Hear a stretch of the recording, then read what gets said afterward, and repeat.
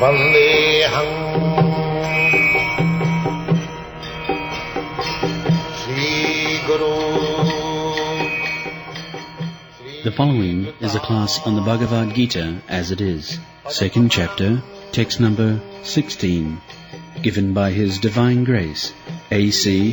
Bhaktivedanta Swami Prabhupada, recorded on the 16th of February, 1975, in Mexico. Sri Rupam Jatam Nasato vidyati bhavo na bhavo vidyati sata vayurvi drishta anta tanayo sattvadasivi. So, we are discussing about the soul and the body for the last 4 days. Now, it is being concluded, further informed, the Tattvadarshi. Tattva means the absolute truth. Who has seen the absolute truth? They are called Tattvadarshi. The Tattva means the absolute truth, the spirit whole. The spirit whole is realized in 3 features. That is described in the Shrimad Bhagavatam. Vadanti tat tattvavidas tatyam. Those who are actually realized of the absolute truth, they say that the absolute truth is realized in 3 features. Brahmeti bhagavaniti, brahmeti paramatmeti bhagavaniti sabda. Absolute truth is realized in 3 features: Brahma, Paramatma and Bhagavan. Brahma is the impersonal feature, Paramatma is the localized feature, and Bhagavan is the personal feature. So, in the first stage, just like the example we have given many times, that the sun shine, sun glow, and the sun god. We are, every one of us experience what is sun shine. That means the sun shine and sun glow, the sun shine and sun god, although it is one, the sun-shine portion we can easily understand. But nobody of us has gone to the sun glow. Therefore, there cannot be any direct perception of the sun glow. Rather, if we attempt to go to the sun glow, on the way we shall be finished. But the sun glow is not different from the sunshine, and still the sunshine is not the sun glow. Being in the sunshine, you cannot say that you have seen the sun glow. You can simply understand that it is of the same quality. Namely, as the sunshine has light and heat, the sun glow has also light and heat. So although the quality is the same, the quantity is different. The temperature in the sun glow is very, very high. Similarly, Tattva, the absolute truth, first realization is impersonal Brahma. That can be realized by ordinary man. Not ordinary man, a little advanced, can understand what is the sunshine. But to have experience of the sunshine, we can put some theories, but directly it cannot be experienced. So, again, within the sun globe, there is the predominating deity, sun god. Actually, the heat and light is coming from the body of the sun god. So those who are expert in studying the sun god, the sun glow and the sunshine, This is an example. Similarly, there is possibility of understanding God, His Paramatma feature, all-pervading feature, as well as His Brahma feature. So, here it is said that na asata vidyate bhava. Asata means that which does not exist forever. Just like this body, it will not exist forever. Everyone knows it. Everyone knows that this body will be finished. And to finish the body, suppose if somebody comes immediately with some weapon and if he says, I shall finish your body, so immediately we shall be facing some danger.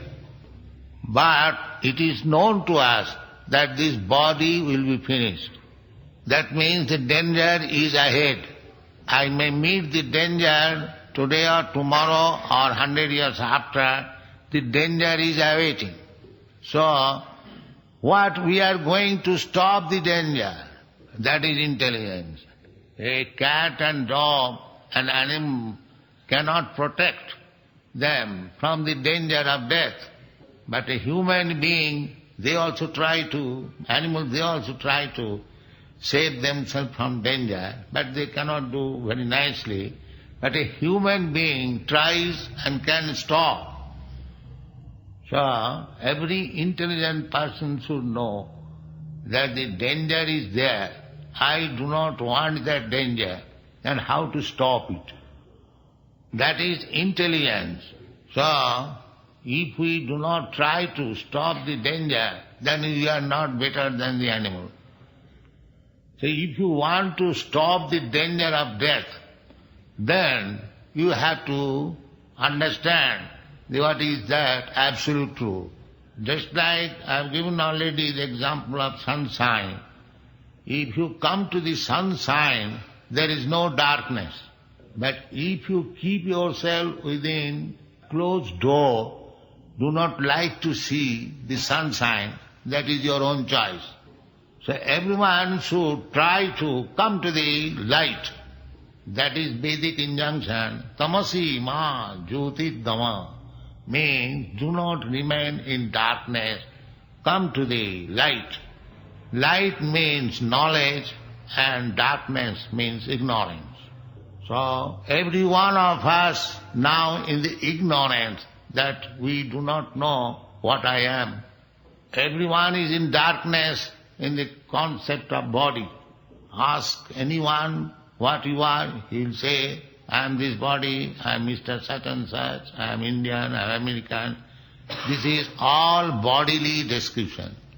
And we have already discussed this body is temporary, but I, the spirit soul, am permanent. I have already experienced that I had my childhood body, I had my babyhood body, I had my boyhood body, youthhood body. I know it.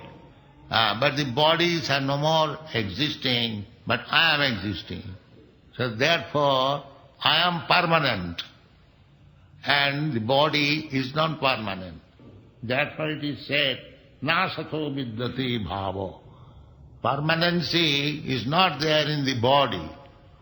Na bhava vidyate sato. And there is no, annihilation of the permanent or the eternal. So, this is, Krishna, although he is the authority, still he says that Ubhayaropi dishta anta stanayu tattvadarshi. He says all the tattvadarshi, the knower of the absolute truth, they know it very well and they have decided like that. The purpose is that we have to accept the experience of the tattvadarshi, of the seer of the absolute truth. That is knowledge. Our knowledge is imperfect because our senses are imperfect. Therefore, we do not come to the right knowledge by exercising our senses. The idea is that we should accept this statement of Krishna and the Shastra that we, or I, or you, we are spirit soul, we are permanent. And the body is not permanent. But we should be intelligent enough how we can get the condition of permanence. That is possible when you or I, we come to the platform of eternity. That is explained in another place of Srimad Bhagavad-gītā. Bahavo jnana-tapasa puta madbhavam adhigacchati, like that. Means that many persons, by cultivating knowledge and tapasya, jnana-tapasa, puta, become purified, they have got the same status like me. The same status means God is eternal, God is full of knowledge, and God is full of bliss. So we are all part and parcel of God. We are part and parcel of God, therefore we have got the same quality. Just like a particle of gold has got the same quality as the big gold, as the small drop of seawater has got the same chemical composition as the large mass water. That God is Satchidananda Vigraha, eternal, full of bliss and knowledge. We can also attain that stage by purifying ourselves. That purificatory process is stated as tapasa, means knowledge and austerity. We can come to the real knowledge of our existence by purifying ourselves. The purificatory process we are introducing by this Krishna consciousness movement. And the method is very simple, chanting Hare Krishna mantra. The more you chant this Maha Mantra or the transcendental vibration, Hare Krishna, you become purified. Then you can understand what you are. Then every one of us, we can understand that I am not this body, I am not American, I am not Indian, I am not Mexican, I am spirit soul. This stage is called Brahma Bhuta, means self-realization. That is stated in the Bhagavad-gītā. Brahma Bhuta Prathannātma means as soon as you are self-realized, you become jubilant. In the bodily concept of life, we are always full of anxiety and morose. That is the material condition. But as soon as you realize yourself that you are not this body, you are different from this body, you become jubilant. Brahma Bhuta Prasannatma. This is means as soon as one is self-realized, immediately he becomes happy, jubilant. And what is the symptom of becoming jubilant? That is also stated, no sochati, no kankhati. He does not hanker after anything, neither he laments for any loss. In the material condition, we are in the platform of lamentation and hankering.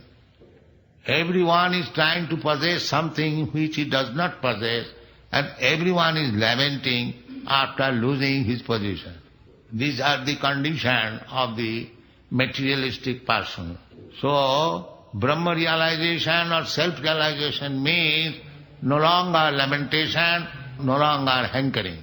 The next stage is samasarveshu bhuteshu, means then he becomes equal to everyone. He does not treat differently to different living entities, because he can see the spirit soul in everyone. He sees everyone on the same equal position. This stage is called the bona fide stage for devotional service. That is stated in the Bhagavad-gītā, Brahma Bhuta Prasannātma Nasochati Nakankati Samas Sarveshu Bhuteshu Madhbhakti Ravati Para. That is our perfectional stage. Madhbhakti Ravati Para means to be engaged in the loving service of God. So, cultivating knowledge we are opening so many centers, you can take advantage and cultivate knowledge, jnana tapasa, and practice little austerity. Just like we are discussing in this meeting, it is meant for acquiring knowledge. So we hold meeting at least twice, thrice in every center. So you can also participate and take the knowledge. And if you practice little austerity, then two things, jnana tapasa, you become purified. And as soon as you are purified, you understand what you are, and what is God, and what is your relationship with God. And as soon as you know these three things, your life is perfect. Thank you very much. Now we can ask questions.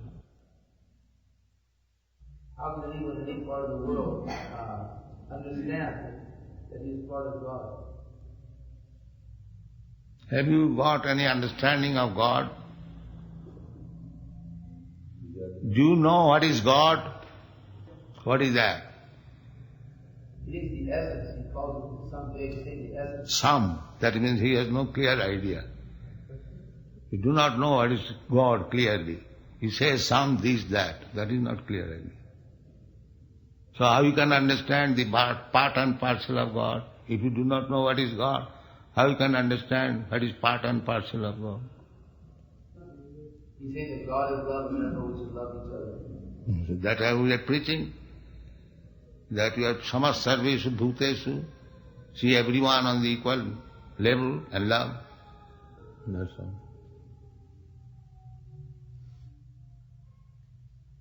What happens after death? What do you think of? That we have explained, that you have to accept another body. And there are 8,400,000 different forms of body. And you will be awarded one of the body out of the 8,400,000. The body is awarded according to your karma or action. We are acting in three modes of material nature. Some of them are acting in goodness, some of them are acting in passion, and some of them are acting in ignorance. So there are three different modes of activities. Now when you mix up three into three, it becomes 9. And again, if you multiply 9 by 9, it becomes 81. So it increases, and so subtle division of the mixture of the three qualities. Just like the painter, he knows how to mix the three original color, namely blue, yellow and red. The red color represents passion, and the yellow color represents ignorance, and the blue color represents goodness.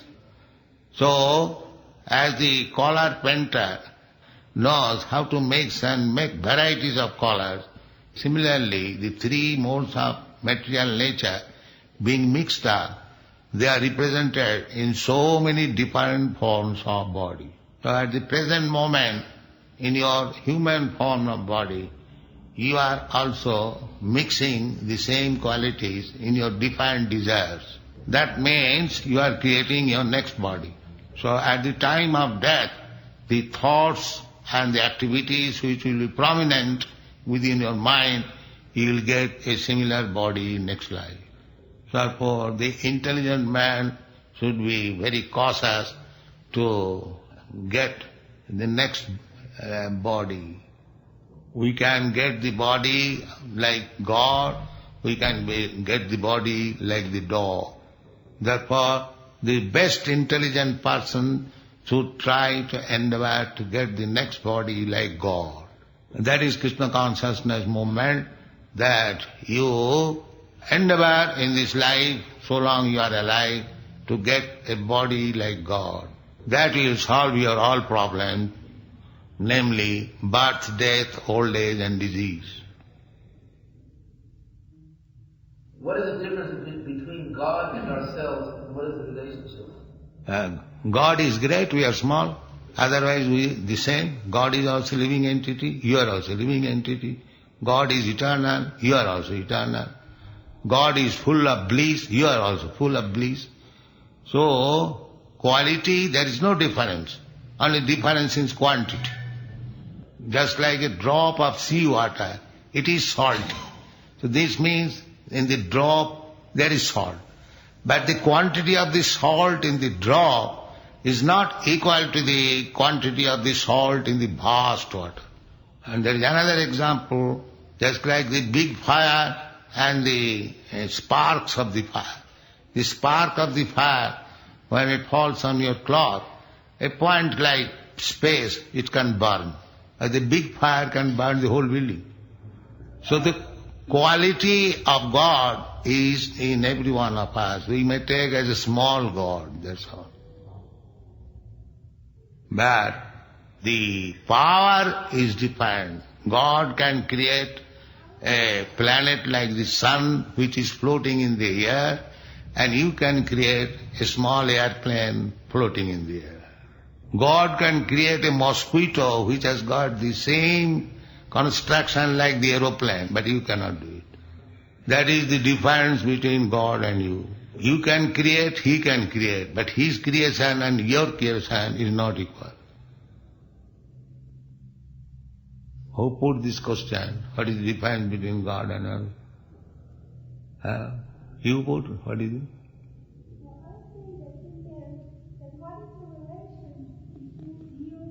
That you can understand what is the relation between big and small. The big is the master and the small is the servant.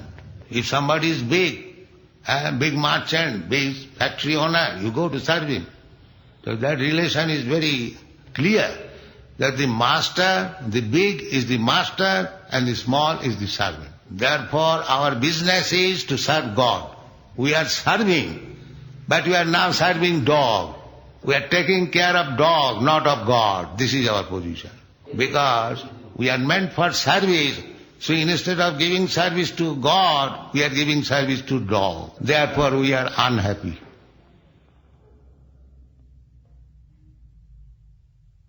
See that? After taking birth again, how does one continue with spiritual progress? I have two questions. And also, when one is feeling very weak, fallen, how can he get going spiritually?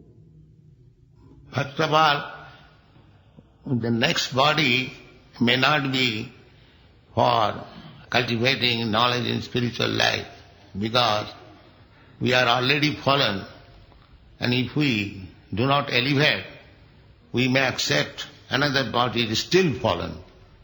Therefore, the intelligent person in this human form of life should take to spiritual cultivation of knowledge immediately. Immediately means before another death takes place. Because death will take place, that is certain. So our duty is immediately take to cultivation of spiritual knowledge so that we may get next life either liberation or another opportunity for cultivating spiritual knowledge. So anyone who begins cultivation of spiritual knowledge, he is on the path of perfection. But even if he falls down immaturely, he is guaranteed to get next life a human body, so that he can again begin his cultivation of spiritual knowledge and make his life perfect. Therefore the conclusion is that without delay, we should immediately take to spiritual life and try to make our life perfect. Because there is no certainty when our death is coming. That is real intelligence. How many births do we have? How many births do we have? Birth? There is no counting. Because unless you come to spiritual knowledge, the birth and death will continue. Yes. Do we have to liberate ourselves from karma in order to achieve Krishna? Yes. The karma is the binding. So long our mind is karma cause, then we have to take another. Therefore, bhakti is defined. Annavilasita sunnam Jnana karmad anavritam karma. People are very much enthusiastic to be engaged in karma, fruitive activities. And some of them are very eager to speculative knowledge. That is called jnana. Therefore bhakti is jnana karma dhanavritam. It must be uncovered by the speculative knowledge and fruitive activities. By karma you are bound up to accept birth and death. By jnana you can be liberated for the time being, but you again fall down.